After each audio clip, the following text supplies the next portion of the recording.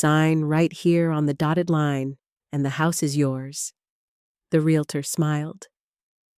My brother, Marcus, picked up the pen. His hands were shaking slightly, not from the grief of losing our parents just 2 weeks ago, but from the adrenaline of a $1.5 million payday. He was one signature away from secretly selling our childhood home to pay off a massive, life-threatening gambling debt.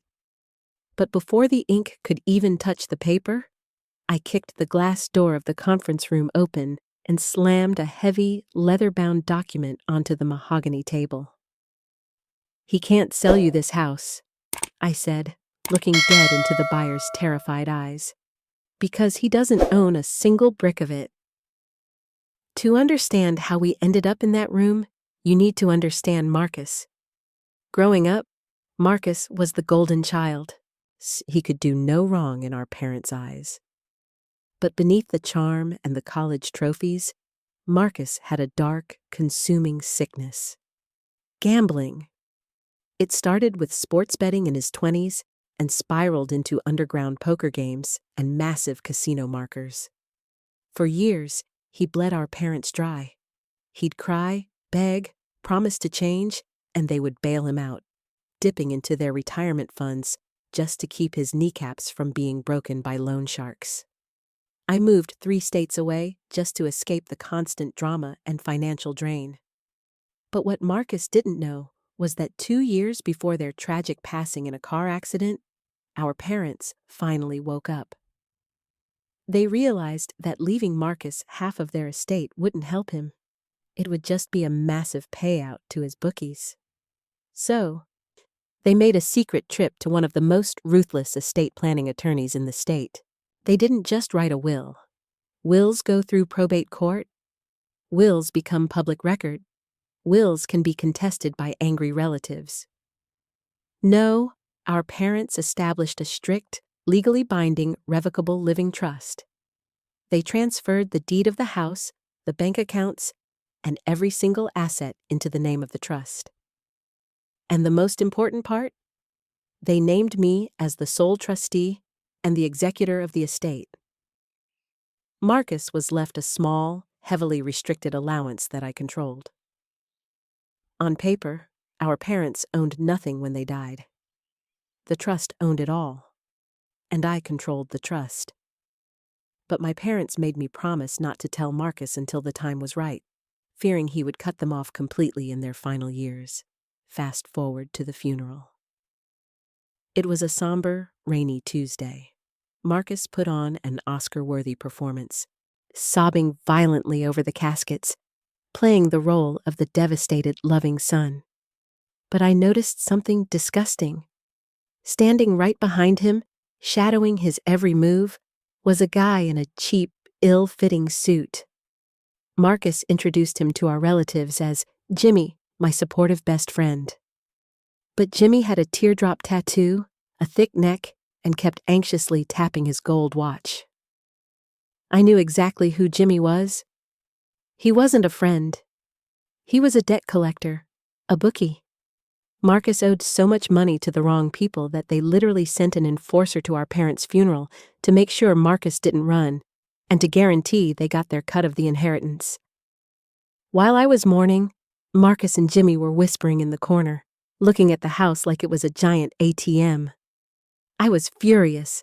I wanted to scream and kick them both out. But then, I checked the security footage on the Ring doorbell a few days later, and I realized Marcus was planning something so incredibly stupid and illegal that all I had to do was let him dig his own grave. Literally, Marcus thought he automatically inherited 50% of the estate. He also thought he could forge my signature on a quitclaim deed to sell the house quickly to a cash buyer before the estate even went to probate. Through the Ring camera, I watched him sneaking sketchy-looking real estate investors into our childhood home at 11 p.m. He was trying to quietly liquidate a $1.5 million property for a quick $800,000 cash offer just to pay off Jimmy and the mob. I called the estate attorney. "He's trying to sell the house," I told him. The attorney actually laughed out loud on the phone. "Let him try," he said. "Let him sign the fraud documents. The moment he misrepresents himself as the owner to a buyer and a title company, it becomes a federal wire fraud and felony real estate fraud issue." So, I waited. I tracked the Zillow listing. I found the sleazy, fast cash realtor Marcus was using, and I found out exactly when and where the closing was taking place, which brings us back to the conference room. Marcus was holding the pen, his eyes wide with shock as I stood in the doorway. Jimmy the bookie was pacing in the parking lot outside, waiting for the wire transfer. "What are you doing here?" Marcus stammered, his face turning pale. "The house is half mine. I'm the older brother. I have the right to liquidate my half." I didn't look at him. I looked at the sleazy realtor and the cash buyer. I opened the heavy leather folder. "This," I said, my voice echoing in the quiet room, "is the official, notarized living trust of our late parents. As you can clearly see on page 4, the property in question is owned exclusively by the trust. And as you can see on page 6, I am the sole trustee." I slid the document across the table. The realtor's eyes scanned the pages. The color completely drained from his face. He realized he was seconds away from facilitating a massive, illegal, fraudulent sale. "You don't own this house, Marcus," I said, turning to him finally. "You don't own the bank accounts. You don't own the furniture. You own absolutely nothing. Mom and Dad knew about Jimmy. They knew about the debts. They left you a $500 a month grocery allowance, and that's it." The buyer stood up immediately, grabbed his briefcase, and cursed out the realtor before storming out of the room.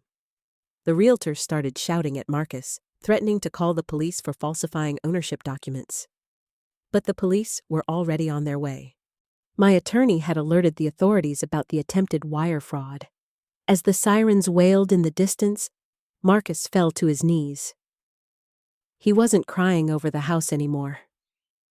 He was looking out the window, down at the parking lot where Jimmy the bookie was leaning against his car, realizing the payout wasn't coming.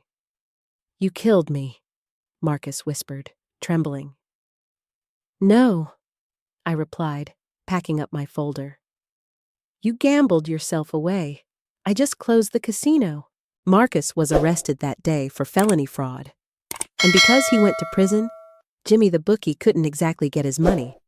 Though I hear Marcus is having a very difficult time behind bars without his protection. The trust is safe, the house was sold legally on my terms, and our parents' legacy was protected from the very addiction that destroyed their golden child. If you loved this story of absolute ironclad legal revenge, smash that subscribe button right now. Have you ever had a family member try to steal from you? Tell me your wildest sibling horror stories in the comments below. See you in the next video.